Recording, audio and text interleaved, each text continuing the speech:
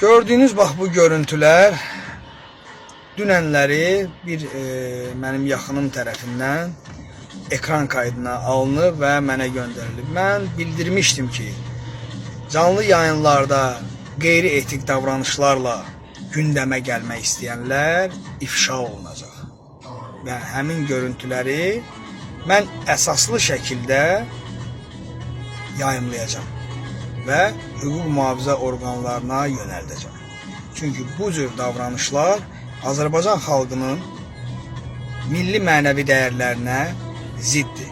Niyə görə? Çünki xanımlar, az yaşlı uşaqlar, gənclər, yeniyetmələr və ahıl insanlar, yaşlı başlı insanlar hər kəs sosial platformadan istifadə edir. Bu kimi videolar istəmirəm mənim yaxınlarımın, eləcə də digərlərinin qarşısına çıxsın. Yəqin ki, bu videodan sonra hüquq mühafizə orqanları məsələyə aydınlıq gətirəcək və həmin şəxs məsuliyyətə cəlb olunacaq.